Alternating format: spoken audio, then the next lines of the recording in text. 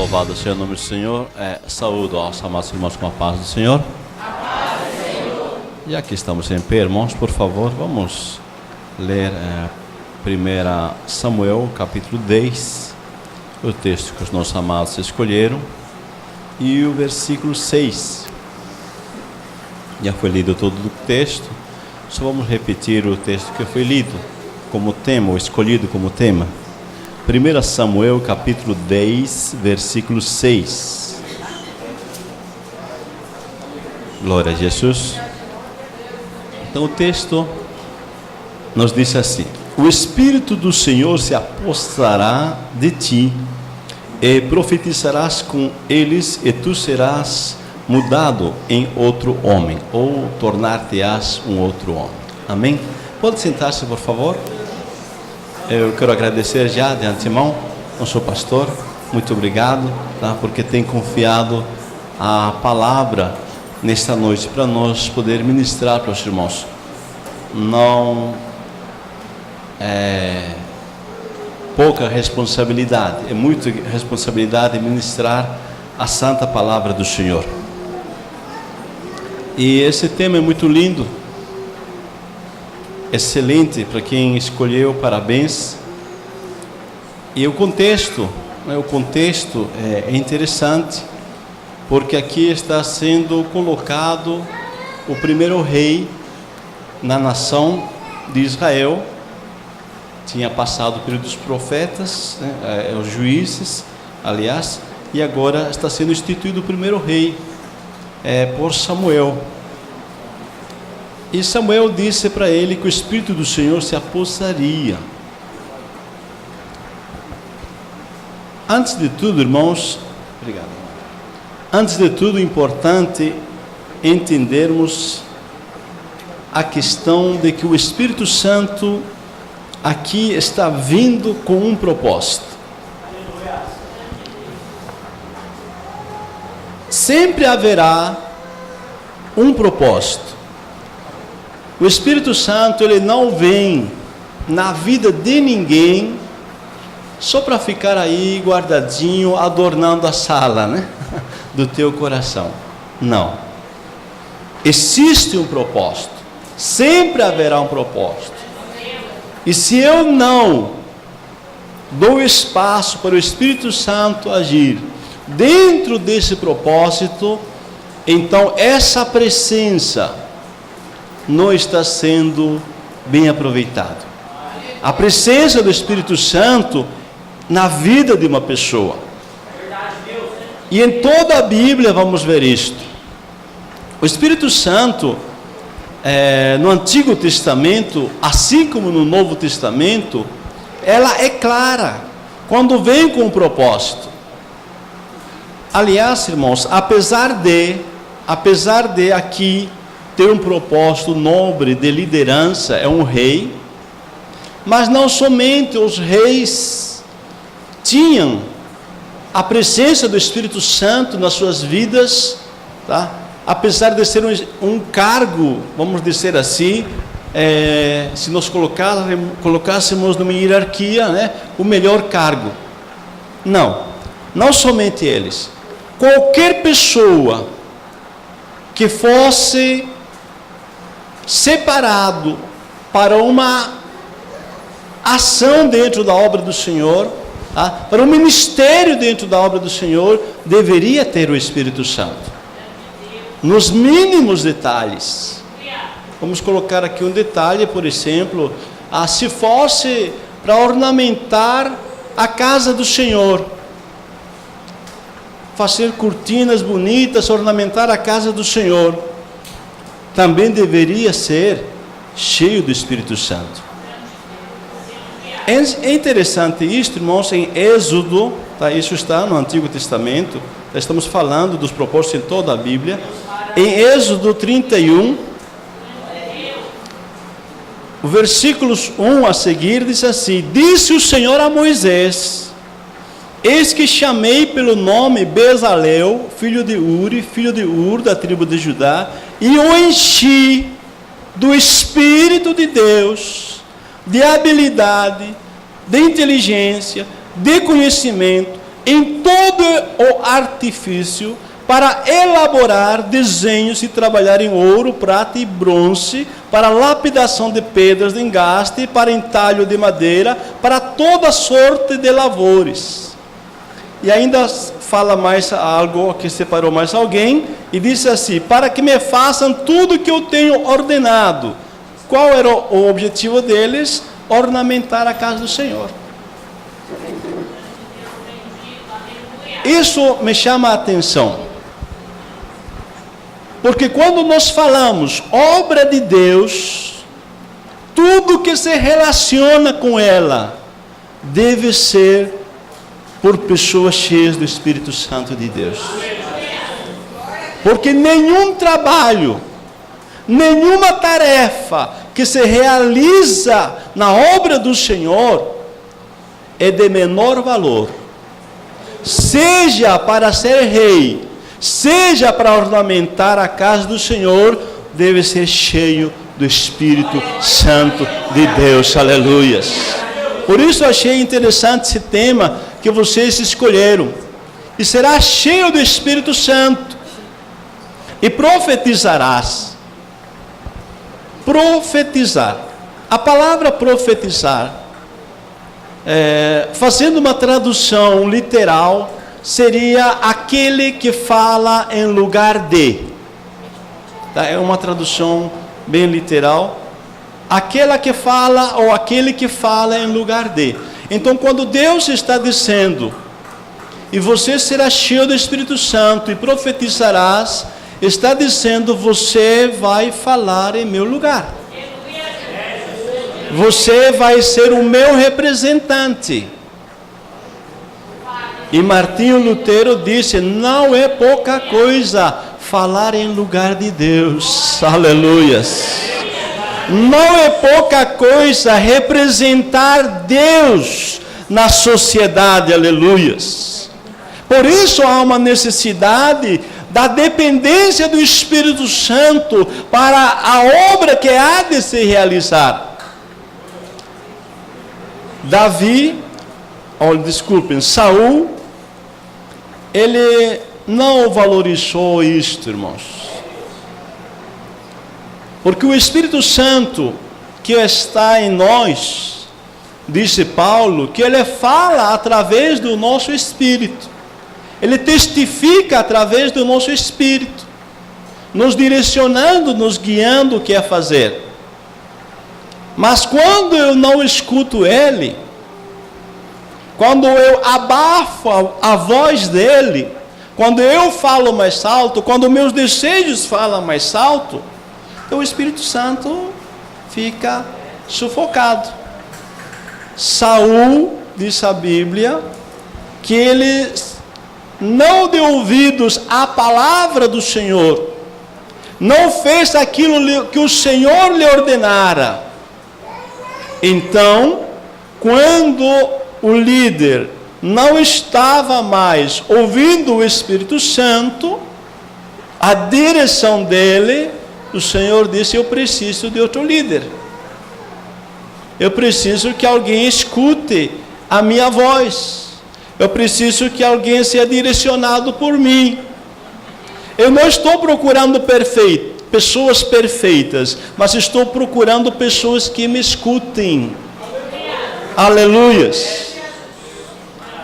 Deus, então, fala para Samuel. Isso tinha passado mais ou menos uns 14, 15 anos, se não estou errado, já Saul exercendo o seu ministério de rei. E ele exerceu por 40 anos. Aliás, desculpem, fazia 23 anos já. Depois de 17 anos vai acontecer ainda. Ele vai liderar, todavia sem mais ter a unção.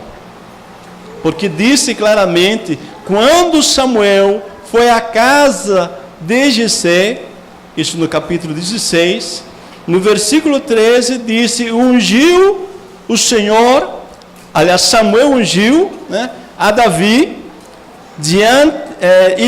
daquele dia em diante, o Espírito do Senhor se apossou de Davi. Aqui há um ministério, tá, irmãos? Aqui uma separação específica para uma liderança.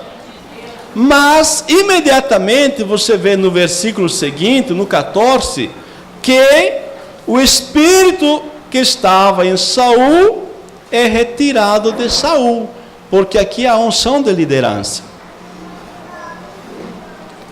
Então, irmãos, Deus precisa de pessoas, existe trabalho, a seara é grande, mas precisa de pessoas que escutem a voz do Senhor.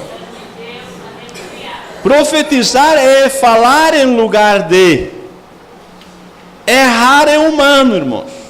Então, mais uma vez, Deus não está procurando pessoas perfeitas, mas está precisando de pessoas que escutem pelo menos a repreensão dele. Porque o profeta Samuel chegou para Saul e disse: Saul, você pecou contra o Senhor, você não fez o que ele foi mandado.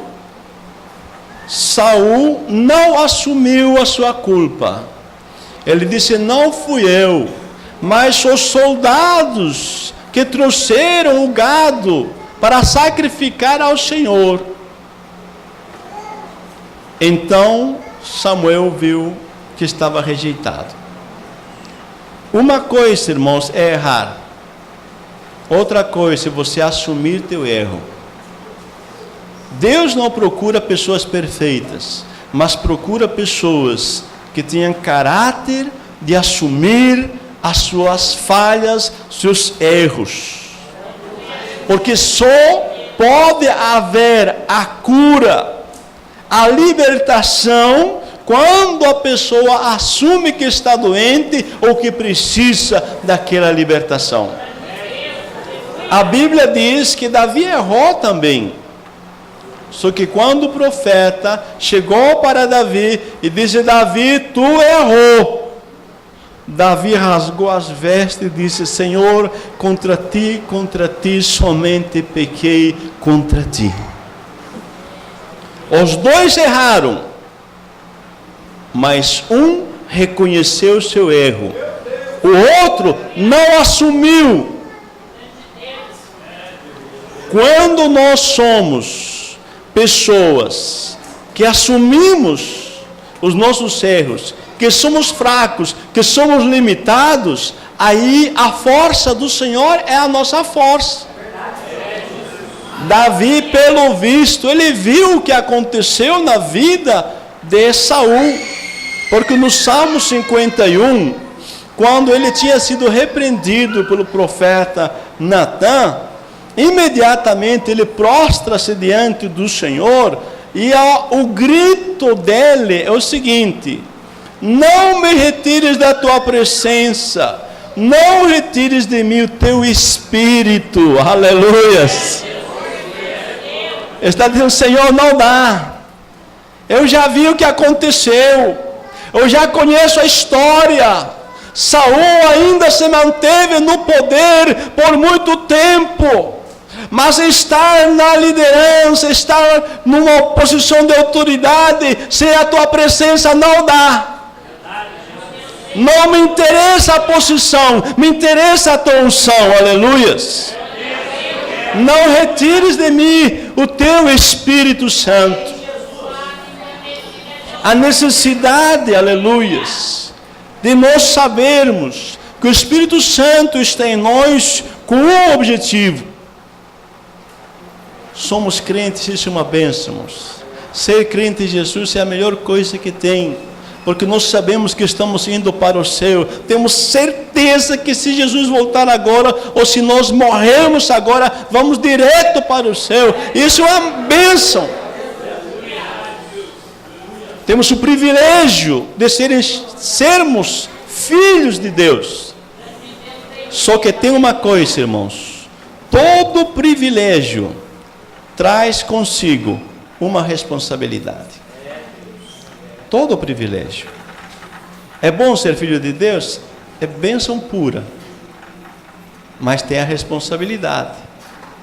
O apóstolo Pedro, ele faz nos lembrar em 1 Pedro 2, versículo 9, dizendo: vós, ou vocês, vós, porém, sois raça eleita, sacerdócio real, nação santa, povo de propriedade exclusiva de Deus. Olha só glória, bênção, né?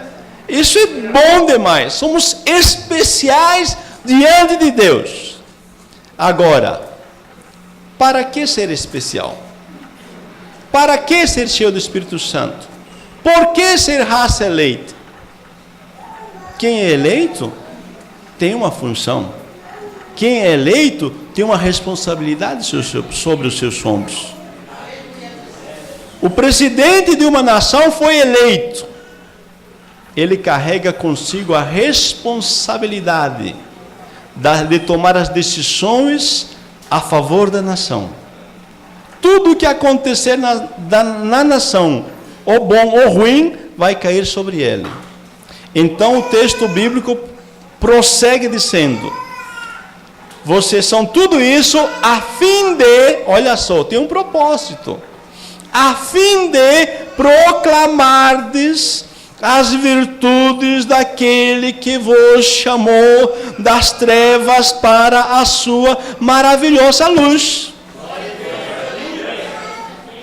Vocês não são filhos de Deus só para ficar sentadinhos e ficar dando glória a Deus e ficar esperando Jesus voltar, somente isso. Isso também, mas não somente isso. Nós temos uma razão de existir como povo de Deus, é proclamar as virtudes daquele que nos chamou.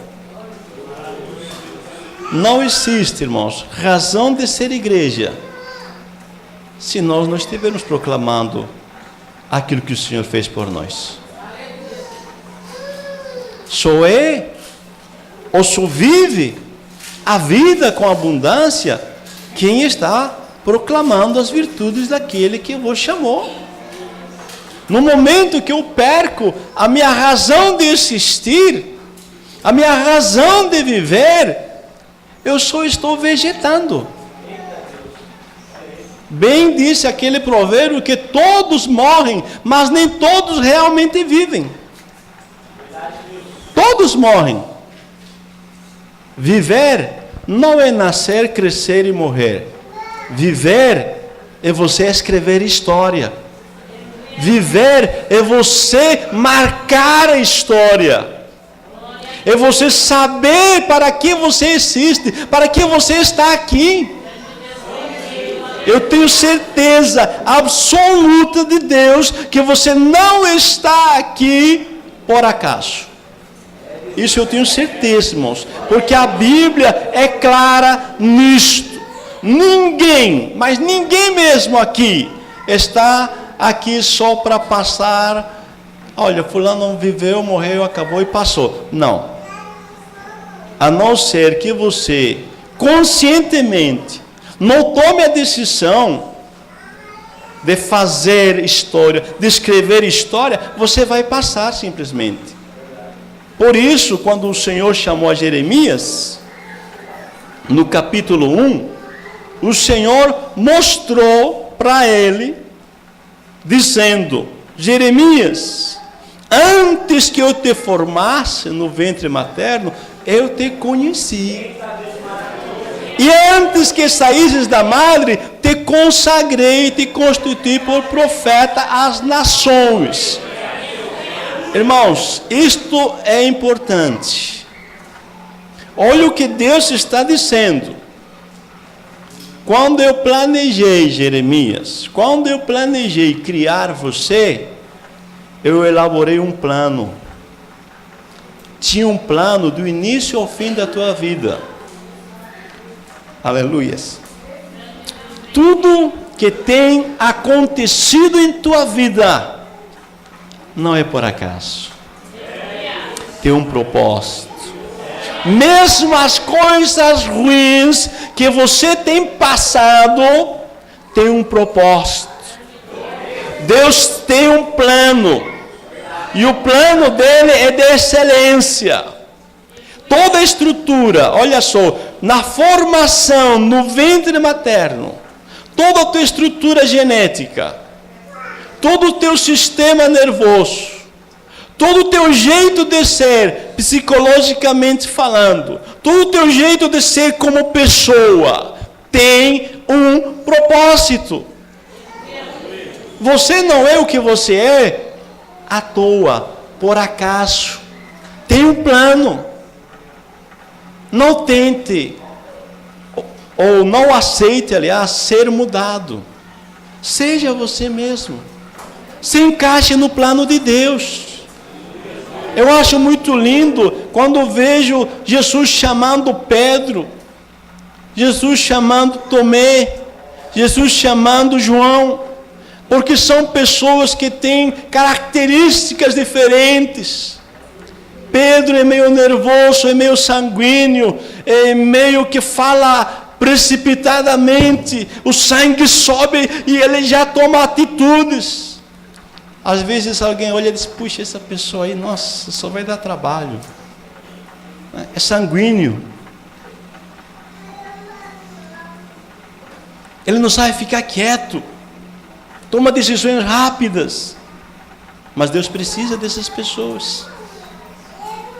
Veja que Pedro, aquele que não aceita muito desaforo, lá no dia do Pentecoste, quando o Espírito Santo veio, e todo mundo está glorificando, e alguém vem e fica debochando deles, e olha para os discípulos e diz, olha um bando de bebuns, né? Tudo bêbados.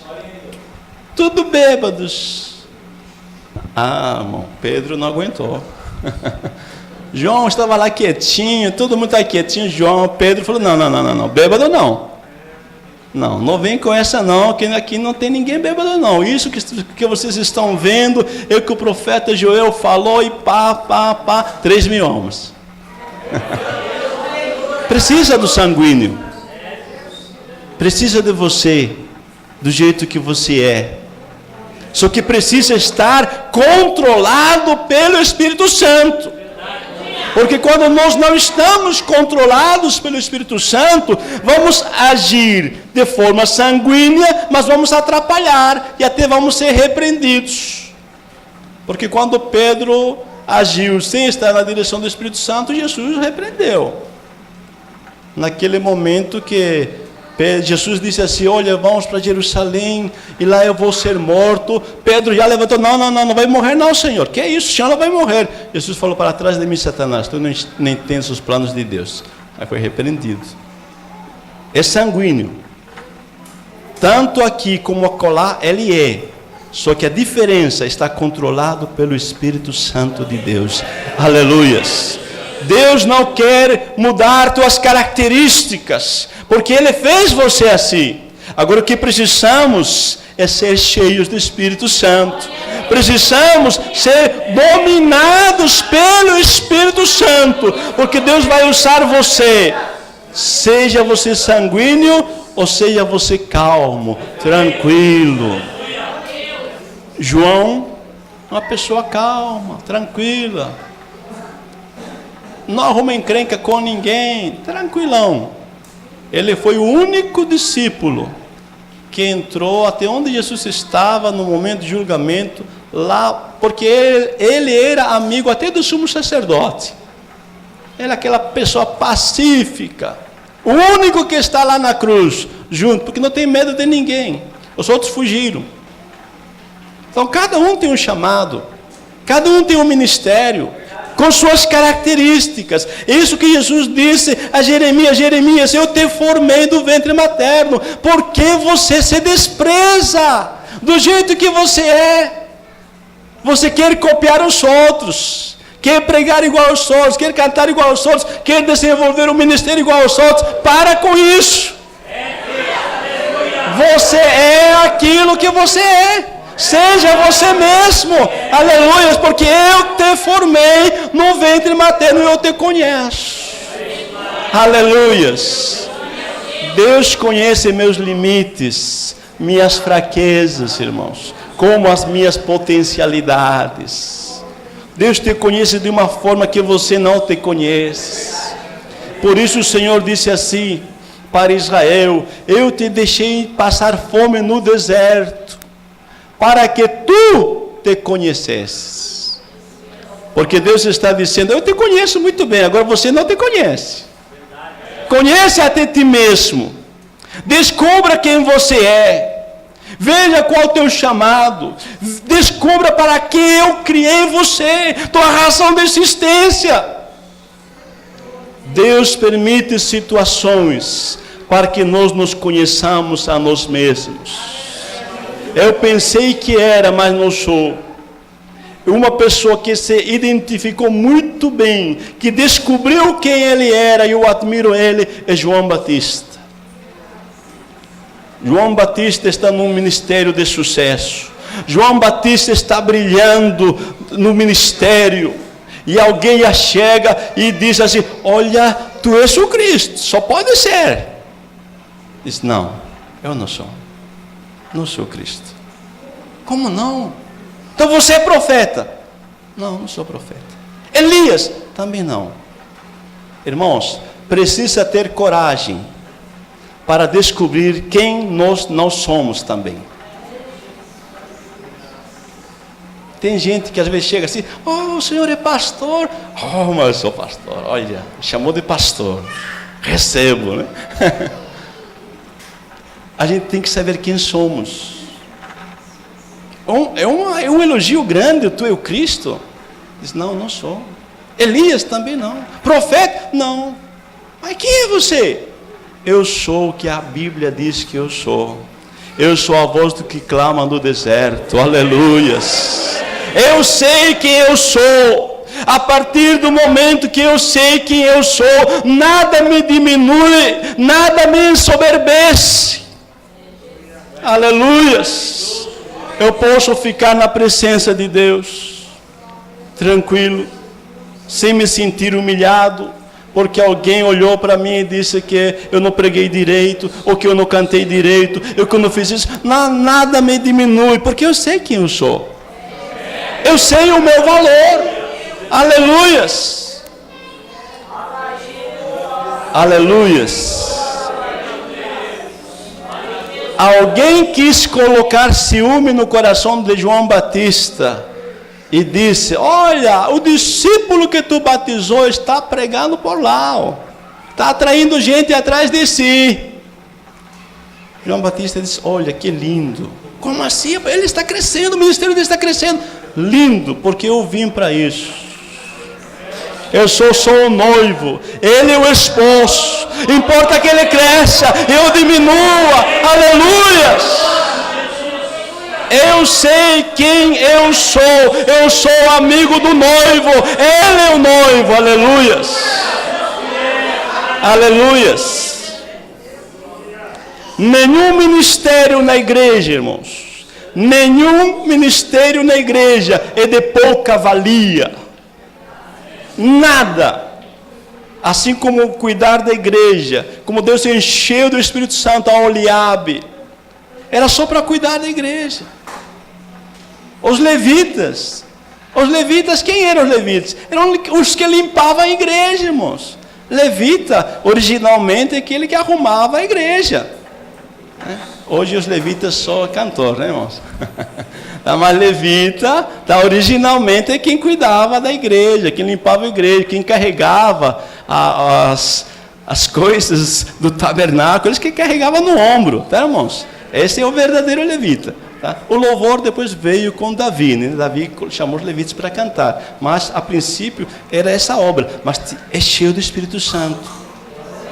Nenhuma obra, nada que você faça aqui, qualquer coisa que seja teu ministério, irmãos, nenhum é de pouca valia. O Senhor disse para Jeremias: você tem um propósito de existência, eu te constituí por profeta. Mais uma vez, profeta, aquele que fala em lugar de, no caso, aquele que fala em lugar de Deus. Deus está dizendo: você vai fazer missões, você é missionário. Ah, irmão, eu não tenho chamado para ir na África. Ninguém falou da África, estamos falando daqui. Missionário, nós caracterizamos de forma errada. Nós pensamos que missionário é só aquele que está lá longe. Não. Missionário é você que está aqui. Cada um. Vós sois geração eleita, povo escolhido, sacerdócio real para anunciar, para proclamar. Cada um é, irmãos. Ou eu assumo essa responsabilidade, ou eu vou morrer. Porque o que Deus tem investido em nós é para transmitir para os outros. A melhor forma de nós morrer espiritualmente é não compartilhar com os outros aquilo que Deus tem feito em nossa vida. De qualquer maneira que seja, em qualquer área que seja. Tenho certeza que Deus tem abençoado você. Deus sempre dá vida. Mas às vezes, nos matamos a nós mesmos. Quando nós escolhemos, entre aspas, ser crente de banco. Isso é perigoso. Muito perigoso. Eu lembro agora do Mar Morto. Geograficamente falando, as águas do Mar Morto antes vêm lá de cima, tá? As águas que alimentam o Rio Jordão, que tem vida. As águas são as mesmas águas que alimentam o Mar da Galileia, que tem vida e vida abundante. As águas vão descendo, elas estão com vida, porque as águas do Jordão estão sendo compartilhadas para o Mar Morto vai compartilhando, e isso tem vida. Mas chega a um momento lá embaixo, a um local, onde esse local, ele não compartilha com mais ninguém essas águas. Esse local, historicamente, geograficamente, se chama Mar Morto.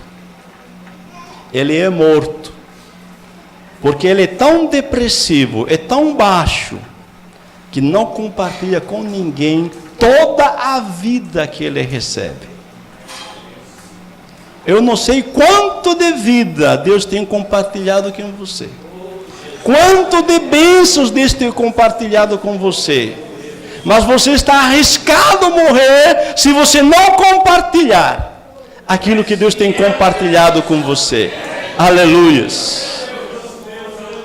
Estamos sim buscando ser cheios do Espírito Santo, mas existe uma razão de ser cheios do Espírito Santo. Não é só ser cheio, mas tem um propósito, e o propósito é compartilhar aquilo que Deus tem feito com nós, que Deus tem feito para nós. Que Deus nos dê graça, irmãos. 2016, estamos iniciando. Pare um pouco para pensar. Kennedy Blanchard disse assim: às vezes é necessário parar para poder ir mais longe. E vamos terminar com essa frase. Às vezes é necessário parar para poder ir mais longe. Pare, pense. Eu estou vivendo o plano de Deus? Estou vivendo para aquilo que Deus me criou? Se você não parar para pensar, vai passar o resto da tua vida e você não vai ter a vida com abundância que Jesus disse que nós teríamos. Você tem vida, que você é crente, aceitou Jesus, tem vida, mas tem uma vida com abundância, tem algo a mais, tem um gosto a mais, a vida do cristianismo. Não podemos viver uma vida apática. Então, às vezes é necessário parar para ir mais longe. Deus te abençoe, os irmãos. Que 2016 seja um ano de sucesso, de vitória. Vocês conquistem as metas. Coloquem metas. Não vivam sem metas.